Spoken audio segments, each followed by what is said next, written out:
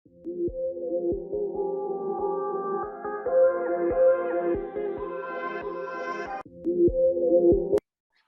would like to welcome Dr. Khadar Vali, and I know all of you are waiting eagerly for his session. So I'll just request Dr. Khadar Vali to join us. Yeah, yes.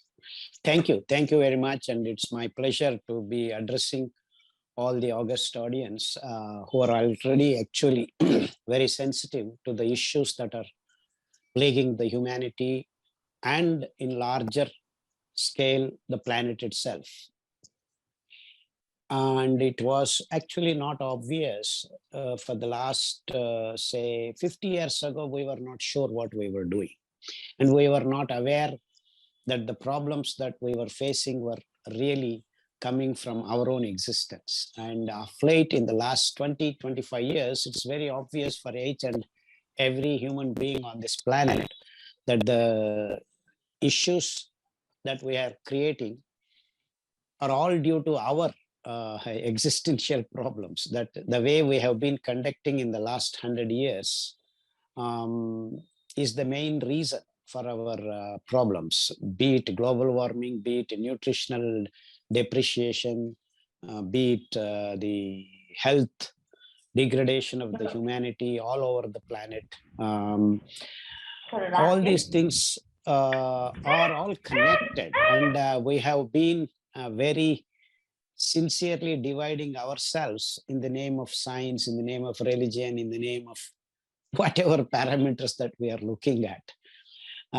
We are all connected on this planet. And because we have been conducting ourselves in a very compartmentalized fashion, be the division be by continent or culture or religion or whatever it is, but we all are actually should be integrating our knowledge such that the basic principles of nature are continuing to be amenable for the living things on this planet. And I personally believe we have lost that particular thread that we could hold and say future generations could be happy. And that thread is now breaking. And we need to be very urgently involved. I had a doubt. So these many layers are interconnected. Sustainability is the main issue, as the earlier, the introductory remarks, Professor clearly mentioned. And without sustainability, we are going to be at loss in the coming years. I believe that number of years is not even 10 to 15 years. If we do not conduct ourselves properly in the coming 15, 20 years, we are going to be at loss. And the basic reason, without mincing words, is the consuming culture of human race on this planet in the last 40, 50 years. So we need to be setting ourselves strictly to conserving culture. And this conserving culture, the essential parameter is sustainability. And for sustainability, it is the conservation of everything, whatever it is, matter, energy, food, forests, everything have to be looked at conserving things. But what we have done in the last 40, 50 years, in the name of technology and science, assuring ourselves that we are going to maintain our existence on this planet, we have been consuming, be it the oils, that is the completely evaporating all the petrol or diesel industry has been very aggressive in doing things the way we are doing. And then we come up with atomic energy, we come up with solar energy, we come up with wind energy, we come up with the wave, that is our ocean energy. All these energies, while producing, we keep claiming it is green technology, but in its true sense, we are creating imbalance, local as well as global, and we find that out over a period of time. So initially we all think, oh, we are shifting to a green technology, but at the end of the day, because we have not maintained the essence of sustainability, and that is zero waste, that is the crux of the matter. So we have not actually got focus into all the technologies and the parameters uh, at which we have to assess. And this assessment procedures are completely not understood and set up. So we are finding out things after doing the mistake. And so essentially the science and the learning processes have not taught us parameters that can be set in place before the technology is rolled out. And this is the basic problem with the human race at present, at this juncture. So we need to get into that. And that being the case, whether it is food production, whether it is energy production, whether it is something else, all these parameters have to be in place. So I set out to practice this zero waste, sustainable, and sovereign. This is another important concept that is very important. These are all intertwined, you know. There is nothing like one is better than the other, one is more important than the other, because when you look at the integrated concept, even a small pin in this whole thing becomes very important if it is not performed properly. And that is the most important thing, which we in the last 30-40 years have been not taking care of. The small things, put it aside, under the carpet, you know, all these issues have been happening. And that's why we face after 20-30 years, oh, this technology is not viable, or this technology is not green. You know, this is the problem that we are facing. So the integrated overall approach where there is zero waste. And why zero waste? That is the way nature works. And we, being part of this nature and this planet, if we don't design our technologies, our living, our way of doing things to synchronize with that principle, we're always theoretically going to produce something disastrous. And that's what is happening. So this being the background, how do we produce food? Because without producing the food properly, what I mean by sustainably, we are not going to be in sync with the nature's principles. Have we done that? We have not done that, because we have been producing monoculture. So the whole human race right now is concentrating 4 to 5 products. That is rice, wheat, sugarcane, and the byproducts through which you produce meat, whether it is cat meat or pig meat or cow's meat. Culturally, each place is designed to do something, whatever way they want, they do. But we are producing in large quantities a single product. So there is that imbalance created both locally and global level. So right now, the whole world is eating, which is being taken over by the food corporate culture. They are producing rice, wheat, and sugarcane in large quantities and endangering the soil fertility. To produce monocultural crops, we started using a lot of pesticides, lot of fertilizers, pesticides are 3, insecticides, herbicides, and fungicides. So all these are chemicals basically coming from petrochemical industry. The waste of petrochemical industry, by chance, the war technology created the fertilizers. So whatever was left in the war materials, we created fertilizers. So we found a nice connection. See, this is the consuming culture we created. We made bombs, and the bombs have to be used in the war within a year, called shelf life. If not, you have to disperse and then take it out and produce new bombs. So you're producing new bombs. Wars are not there all the time. So whenever there is war, even if there is no war, because we have produced war material, war culture is created. So you keep making, somewhere or the other on the planet, war is going on. As we speak now, there is war. And then we create and remove the bombs that are not used in the war and make it into fertilizers. And then pesticides, and then so in large numbers and large quantities, and all over the world these fertilizers are centralized fashion. Logistically, it is a very bad model to produce things in a centralized fashion and then disperse it to different places. And that's what is happening all over the world, both in terms of food or war materials or some technological advances. Because this centralization is the essence of all our problems, which is the core parameter for consuming culture. Because nature doesn't produce things in a centralized fashion. It produces all in local and different varieties depending upon the different cultural, geological, all parameters are different. So all these things should have been understood by now by the human race, if not all the people, intellectuals or universities or whatever, professors, scientists. We should have been setting in these parameters. So when we produce sugarcane, we have actually damaged the fertility of the soil to 8%. All over the world, we have used almost approximately 18 to 23% of the soil to produce sugarcane. And to produce sugarcane, water is used in enormous quantities. 1 kilo of sugar to make, you need to use 28,000 liters of water. 28,000 liters of water. And that is the damaging aspect of we all using sugar. And all over the planet, every human being is sugar on a daily basis.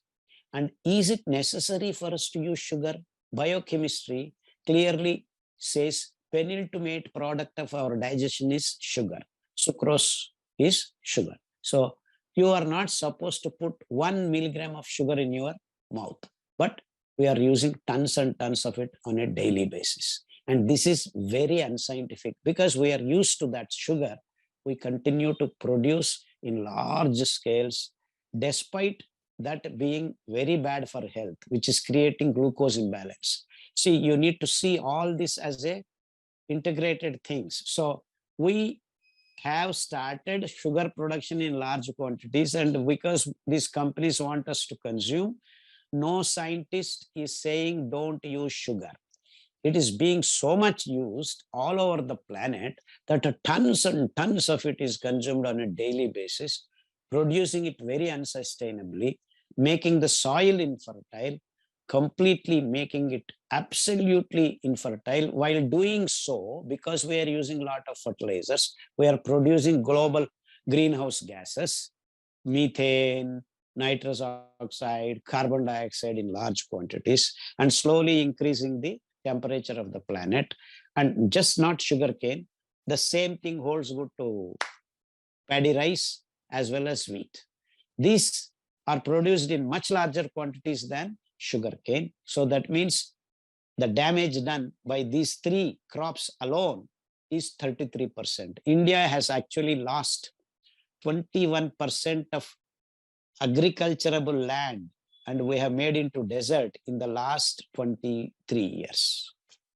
1999 to 2021, we have lost 21% of agriculturable land. Now we cannot sow a seed and make a plant grow because of this hardcore modern agricultural practices which India has embraced in the last 30-40 years. And I am sure the stories are the same in each and every part of all the planet. There is no much difference.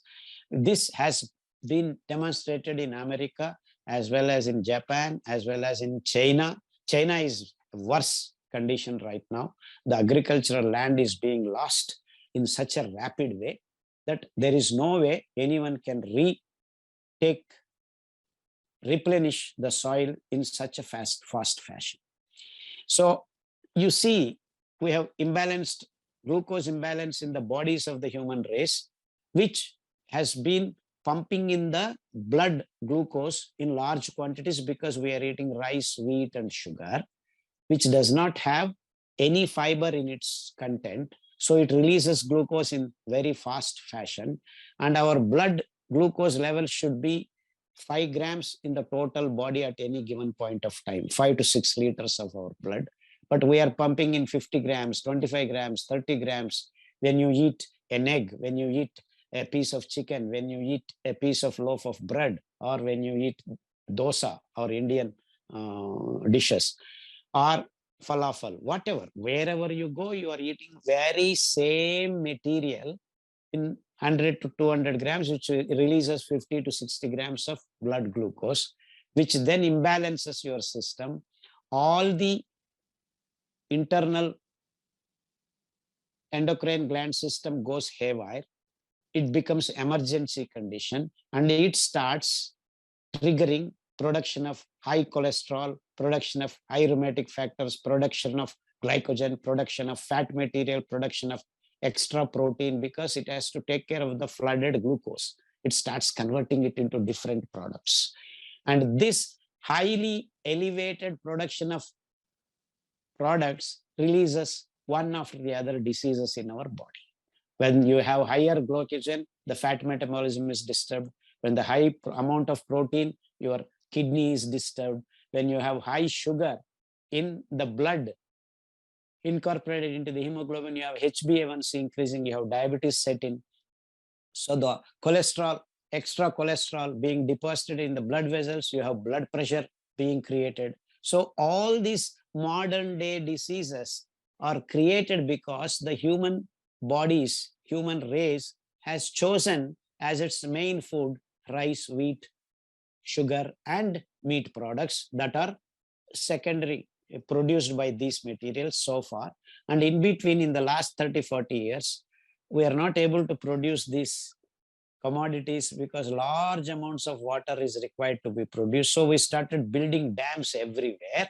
To build dams, we started mining.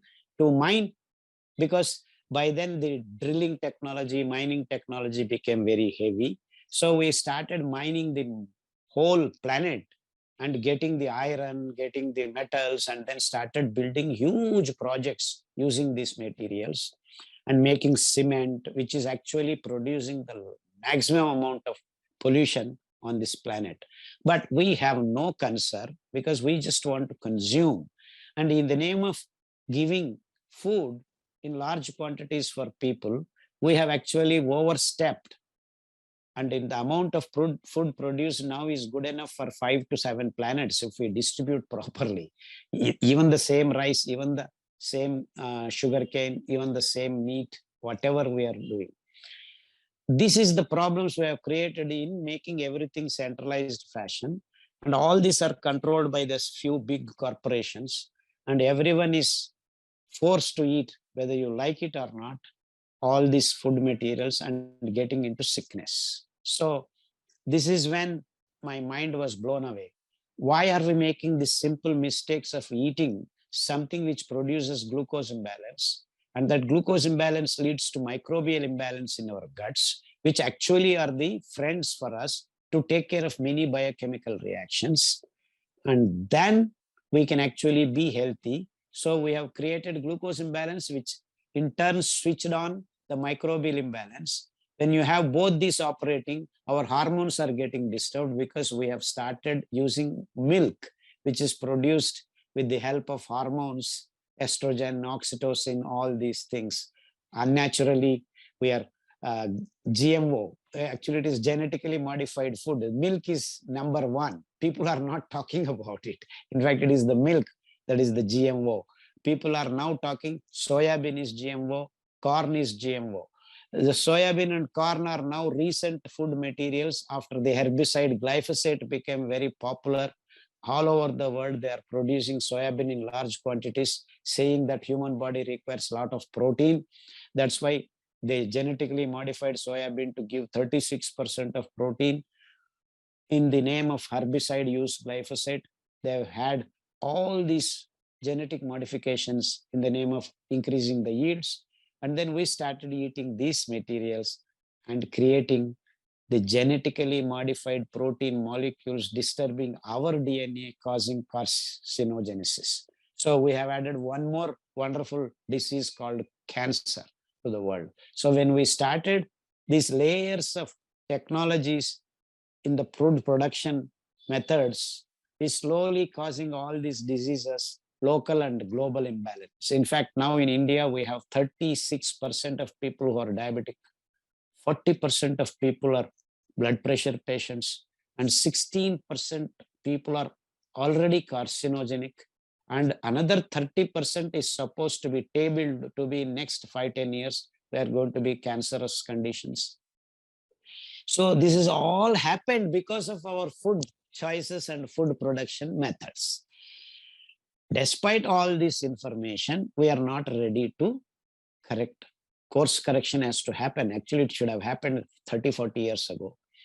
Did not happen because women started menstruating at the age of 6 and 7 in many foreign countries apart from India. But unluckily, even in India now, because these technologies were little delayed coming into our country, but they are already here now, we are also starting to face the same problems that the West faced, or any country which imported all these technologies for food production and consumption. We are facing the same diseases. And it's very happy for the pharmaceutical industry because they are able to sell their so-called managing medicines all over the world, and their profits are waking up. And this is how things are happening. This is the background. But then how do we solve these problems? We have created imbalance in every dimension of our existence. And I have only talked anthropocentrically.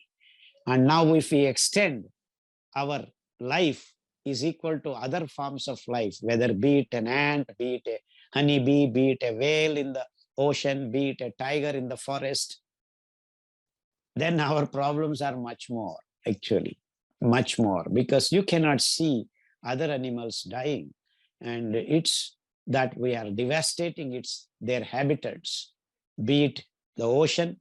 We have been able to pollute them with plastic, so much so that it is calculated the oceans are contaminated to almost 3% by plastic. And the ocean life is devastated. A lot of distortions, a lot of disabled animals are being produced off late in the ocean. And our water bodies, glaciers, everything is getting contaminated with our chemicals that are using in our agricultural industry. Sadly, the penguins in the South Pole are supposed to be recording accumulation of glyphosate in its blood. That is the damage that we have been able to manage in the last 40-50 years. And we are still not recognizing these damages, imbalances that we have created within ourselves and in the other systems of living things. In fact, many of the organisms have disappeared, become extinct. We have no concern because our existence is the focus. And we are here sitting in many of the universities and intellectual discussions. We are not considering things in a holistic way. And it is our food choices of sugarcane, meat, producing them in large artificial manner, which is the source of all this global imbalance. So how can you correct without addressing these issues? Be it petrochemical industry, be it war industry, be it agri-industry, be it food production and distribution industry, all these are interrelated, one to the other, one on to the other. It's this, and the same way, everyone is aware of what is called butterfly effect. In an Amazon forest, if 100 butterflies fly at the same time, you can feel the effect of it in India also. It gets translated, transcribed, transmitted in different dimensions. So we are happily, in fact, in our India, we have lost so much wildlife that we are counting tigers on fingertips. Right where I live, the forest had, sadly, we are counting them on fingertips. Now we have got 670 tigers. We are happy because they were only 380 before. Last 4 years or 5 years, people are aware and then start trying to increase the tiger population by doing things. So actually they were in thousands and thousands of tigers were there in our Mysuru area. So this is the way we are creating by our consumption culture. We are consuming things in large quantities. In fact, Dr. Emmanuel clearly mentioned even our interior decorations and interior settings of houses have become consuming culture, whether it is necessary or not. We are continuing to dump things that are into our houses, and the gases that are being produced interiorly are also becoming harmful for us. The production cost, the imbalance cost set aside, we are creating health issues by just the way we are decorating our interiors in all parts of the world. So this is the story so far. This is the background. And how do you get out of these things? So we need to find solutions, in short, in a very nutshell, because different layers have to be tied together. So water consumption, because of rice, wheat, sugarcane, and other agricultural produce, we are using 8,000 liters to produce 1 kilo of rice, 10,000 liters to produce 1 kilo of wheat. This is an average of all over the world I'm talking about. And meat, to produce 1 kilo, we need to use 50,000 liters of water. Now I am trying to communicate to you people, this water units is the parameter which tells the damage that we are doing to nature. Because what is nature? After all, 5 elements. That is the story from Indian culture: water, soil, air, fire, and space. These are called Panchabhutas, 5 elements that make the nature, without which nothing exists. So the fire element, the air element, the water element, the soil element, and the space element make all things possible on this planet, or any planet for that matter. It is the combination and the ratios of these 5 elements that make things happen. So if the fire element is larger, we see dry planets. If the water element is more, we see a planet like Earth. So these are adbhuta, we call wonderful combinations of this. So we are slowly now losing the water content because of higher temperatures, traveling towards the fire element more. And already we have some planets which have experienced this fire element, and now they are really fiery planets. So we hope we do not join them slowly and steadily. But now in the last 40, 50 years, we are actually racing towards that. So it's high time to first reduce the evaporation of water. And to do that, we need to consume, to produce these food materials in very large numbers, we have to reduce. So that is where I set in to start searching for the producing food which consumes the least amount of water, And that's when the millets came into picture in my research. So I chose millets production, and then I started working on them in the field and tabled them. The least of the water consumption is, there are 5 millets: kodo millet, little millet, barnyard millet, brown top millet, and barnyard millet. These 5 millets use to produce 1 kilo, 200 to 300 kilos of water. 200 to 300 liters of water to produce 1 kilo. In fact, in India, we don't use any water, irrigation water. We actually sow when the monsoon comes, and when the monsoon is over, we are able to harvest. So that means practically 0 water consumption to produce this food. Can we produce enough for 7 billion people, this food? And if we can actually sow these 5 grains any part of the planet, from the range of these planets is 10 degrees temperature we can produce, up to 45 degrees centigrade we can produce. That means foxtail millet actually can be produced at the temperature ranges of 40, 45. Whereas rice and wheat, the range of the temperature is very narrow. It is between 20 to 30. In fact, wheat is actually 12, even 10 to 20. So that means if you go beyond this, your yields will come down. However, technologies, whatever you use. So that's what we are facing in the last 20, 30 years, because the temperatures are rising 1 degree, 2 degree every 10, 20 years.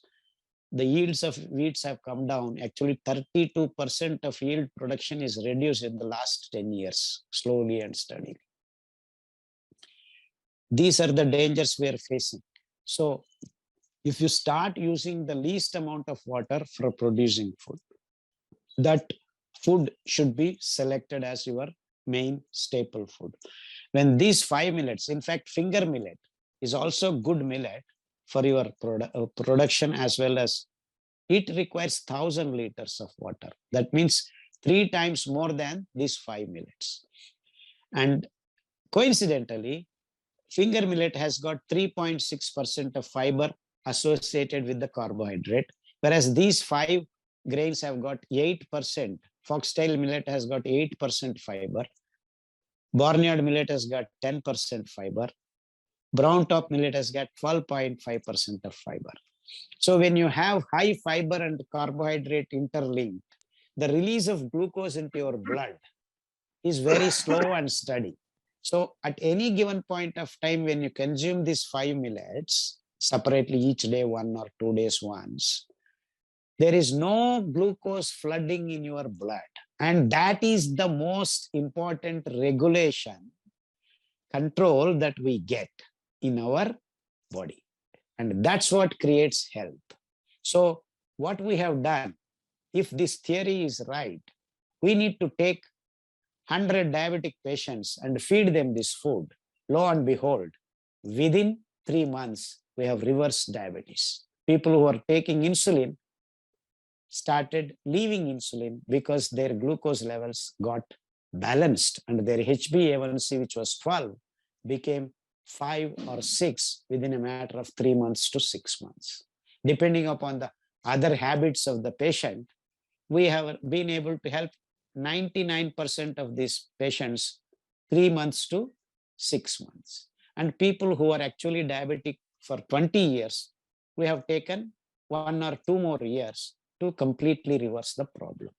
And we have done this with all the diseased conditions of human race that are present, and we have tabled them in our PDF, which we have already distributed to you people, be it hemorrhoids, be it blood pressure, be it HIV infection, be it cancerous conditions of various cancer. Almost 20 cancer conditions have been listed.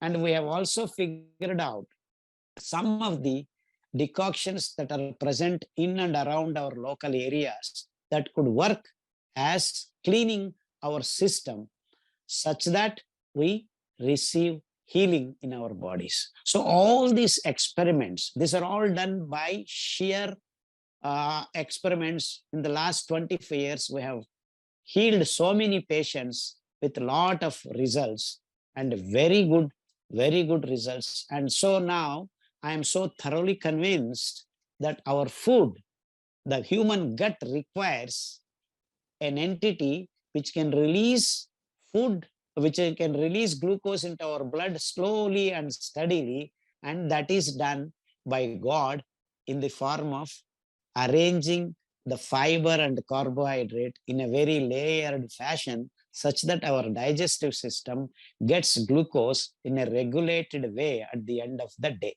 So when you put flour or meal of these 5 millets, the amylazes, the hydrolyzes of the carbohydrates, whatever they do, they have to take time and release glucose in a slow and steady manner. When you eat rice or wheat or drink milk, the problem is otherwise. It is released in a 15 to 20 minutes manner. So how do I say this is right? So we did a wonderful, small, simple experiment. We took diabetic patients and fed them all these grains, 20 grains. Each 10 group of people, we fed finger millet and collected their urine after 1.5 hours. It's called renal tolerance test. When you collect, if you see glucose coming, into the urine of that patient, that means it is not holding the glucose properly. So when we feed foxtail millet, the glucose doesn't appear in the urine of this HbA1c 10 patient, diabetic patient. So we tabled the whole grains based on this renal tolerance test. First 5 millets that consume the least amount of water and also give glucose very slowly and steadily, because the ratio of fiber to carbohydrate is single digit. So it is releasing slowly and steadily. So the glucose coming into the blood and then coming into the kidneys and then throwing out into urine is almost taking 3 to 4 hours. So we continue to check. Only after 4 hours, we find glucose traces in these patients. So we have actually tabulated and created positive millets. That means the millets that renal tolerance test does not give glucose in 1.5 hours. It takes longer time. And the renal tolerance test, if they are giving within 2 hours or 1.5 hours, that kind of millets are called neutral millets. And then rice and wheat come out as negative grains, because within 15 to 20 minutes, you see the glucose coming into the urine. So this is the simple experiment that we have used to tabulate, and hundreds and hundreds of patients correspond to this tabulation. And this is only a simple 3-hour experiment, but then it has to translate. This is local. This has to translate into healing the processes, healing the diabetic content. So we started feeding these 5 millets, 2 days foxtail millet, 2 days this kodo millet, 2 days barnyard millet, and found after 3 months their HbA1c itself started falling down, and their use of all these glucose controlling, managing tablets or insulin to remove glucose from the blood is all slowly came down. And so the patients became medicine free. Their healing was complete. And now we have patients for the last 15, 20 years using the millets, doing very much fine, not even visiting doctor once in their whole 15 years. Absolute control of all the health parameters. The glucose is not converted to glycogen and fat, so BP issues are removed, the cholesterol issues are removed, and the nervous system getting cleaned up, because the balance of the oils that I have talked about in the last meeting, that we are producing them naturally without using any energy. The bulls that we are used to in our farming activities, we started using them back again, like what we used to do before 100 years ago to produce oils, the edible oils.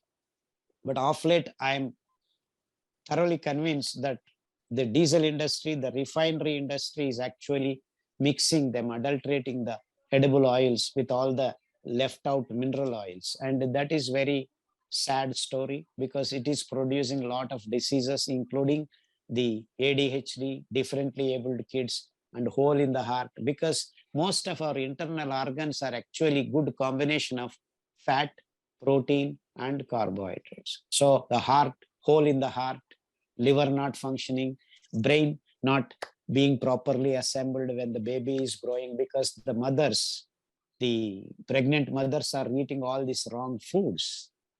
And on top of it, we have had this absolute mayhem created by alcohol consumption, nicotine consumption, and now of late, we have also added these drugs, alkaloid drugs, whether it is opioid drugs or marijuana, all these things.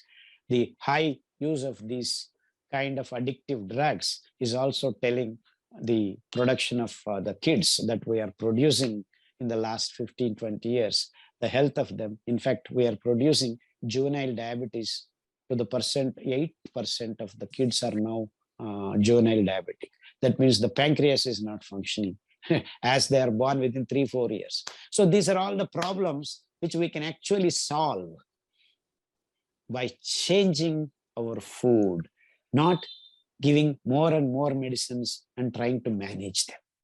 So here, by choosing the least disturbing, natural, sustainable model of this production, because we are not disturbing the nature. We are using just the rains. And even if you have no rain, you need only to wet the land that you are producing these millets once in 4 days for half an hour. So that's how I calculated the amount of water that we require for 1 acre and the yields. And then we came to the number of 300 liters per kilo. So this is the sustainability. This is how you conserve. You are not disturbing the nature at all. Here we are taking water as the essence of well-being of nature. So imagine 10,000 liters and 300 liters. That means if to produce 1 kilo of wheat, you can produce almost 25 to 30 kilos of this food. And this 30 kilos of food can supply minimum of 150 people food, whereas this 1 kilo of wheat can give you only 5 people. That means we are talking about 1:30 approximately. That means if 30 people can eat with the amount of water we are now consuming in for 5 people, 1:30, 5 to 150. So that is the consuming culture. Now, what did I do by choosing the millets? We have reduced to 30 times. That means if we are spoiling nature, though this 30 years, that means I have eaten 30 years if one person is eating 1 year, the rice or wheat. This is the sustainability. This is the conserving nature. This is the integrity of the planet. So, and we are not using any energy, zero waste, because the produced grass is actually we are feeding our animals. And the animals that are actually giving the dung is again put back in our fields. You see this cycle? No waste, zero waste. And even to produce our oils, we use the same bulls. There is no energy required. And then the waste that is produced after pressing, we are mixing with our millet husk, making it feed for the animals. So absolutely no waste left, zero waste, zero waste. So to produce oils, to produce this, and to produce sweet, we have discovered wonderful trees called pomaceae trees, be it fishtail palm, silver date palm, palm, like that. There are 6 varieties of pomaceae trees which grow without anyone's intervention all over the planet. Wherever there is streams of rivers growing, streams of backwaters. In fact, in India, just Kerala, we have enough coconuts that can supply almost India and China. So the sweet element, which we are not supposed to eat more, but the sweet of these palm jaggeries is actually loaded with fructose, not glucose. So what it means is that if we shift from sugarcane sugar to palm jaggery sugar, we are solving the problem of glucose imbalance as well as creating a product which does not increase glucose in your body. And fructose, whatever little is being absorbed, otherwise it just gets out of your body because it is water soluble. What a wonderful material that God has given. But we have completely eliminated that because it doesn't suit the production being in a single centralized fashion. This is the solution. So when you say these are problematic and why they are problematic, we have figured out and analyzed these are the reasons. So if you eliminate these causes, we will be able to figure out in nature the materials, the alternative materials, which basically are native to each local. So now we are actually creating from global imbalance to local imbalance can be removed. So I have worked out this way or that way, both ways. It's a cycle. And in fact, in nature, everything is cyclic. There is nothing like this is first, that is second. This came later, that came later. No, everything is cyclic. So we need to think in this cyclic fashion. Are we creating the connections in nature? And this is the beauty of following nature. And what is the essence of nature? Zero waste. And this is the sustainability. So we keep blabbering the word sustainability. How does it happen? Sustainability is a word that we are imagining, but how does it happen in practice, in the field, when you create the zero waste? The sustainability happens when we create zero waste technologies, zero waste vision, zero waste doing things. In fact, your living should be zero waste. And that's how I started connecting all these dots. So whenever you produce something, am I causing the least consumption, even produce my food? That's where you start connecting to nature. So your agriculture practices have to be set in tune with nature. So I actually started developing a technique called jungle farming, where actually make our soil ready to capture all the water that comes, not even a drop escapes. So instead of building big dams, you start creating small ponds, small trenches within the 10 acres of your land. And I have created a place where I don't need water from anywhere. In fact, I don't need anything from anywhere. I started growing big trees, half of the land, and the land produces the nitrogen requirement, the phosphorus requirement, all these things, because the roots of big plants go deep into the soil, 30 feet, 40 feet, 50 feet. So the layers of the earth is supplying different kinds of elements, be it phosphorus, be it potassium, be it manganese, be it magnesium, whatever you name. It is undeniable, non-stop supply of all these nutrients, and those leaves and the small sticks that fall onto the ground when they get dried up, we capture that and add into our open lands so that the humus is always being supplied. Again, zero waste technologies. So when it rains, it becomes humus. When it is sun, it dries up, and all the lavanas, salts, and are all created into the soil, and the humus is ready. When the first monsoon rains come, we till the land and add all our growing, whatever food materials we require, we start. And the beauty is we don't need anything in our farming other than 5 to 6 rains and a small part of it being a forest. And that's why I called this jungle krushi, jungle farming. So now we are able to produce sustainably without anyone's intervention. Now it's been actually for 10 years or so. Even today, I can just go till the rain comes and I produce my food. In fact, I produce my food once in 2 years. I don't even go and work on that field. The plants are going, the trees are growing, lot of animals, lot of snakes, lot of, in fact, I went 3 to 4 weeks back or so, I found a leopard in my forest, happily settled down in the cool environments. So, and that's the beauty. And in fact, I received a call 1 year ago in this Corona time, we were not able to go. People from there, that there is a tiger in your forest. And my forest is a small place, 4 or 5 acres, which is very far away, more than 20 kilometers from the real forest, where we have our tigers now.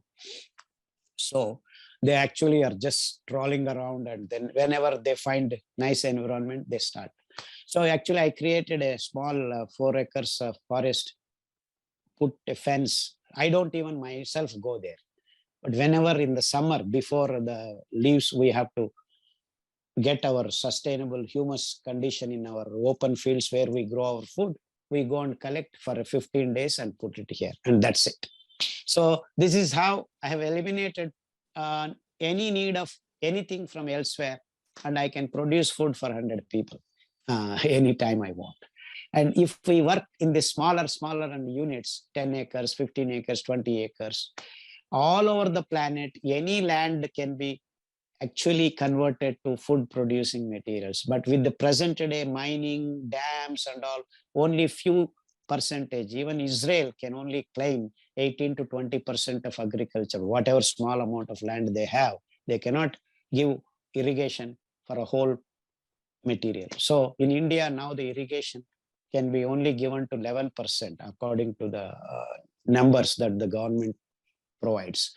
Maybe with more technology and finer usage of technology, you may increase it to 15 to 16%. All over the world, these are the numbers. That means you can never, ever use all the planetary soil as food producing place. So when you do this sustainable, conserving cultural practices, the food producing area increases without disturbing nature, because all other animals, other living things help you. In fact, how does growing millets help to regenerate, replenish these soils that are being completely spoiled by these fertilizers, pesticides, and agricultural practices is as simple as this.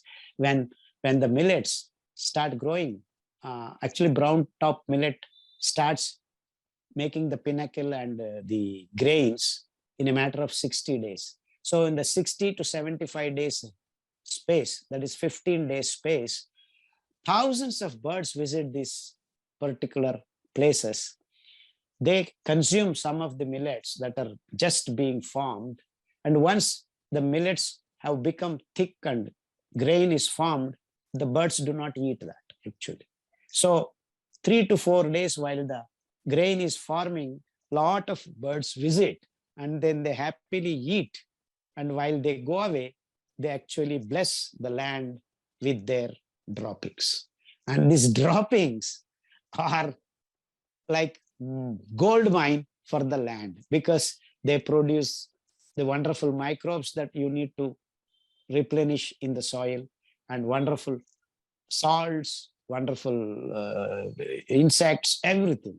And when the birds visit, a lot of insects are gone away, because they not only take the grain, they also clean up the insects that can pathogenically work for you. So again, this smart use of the millets, the birds come into play, which no one can attract.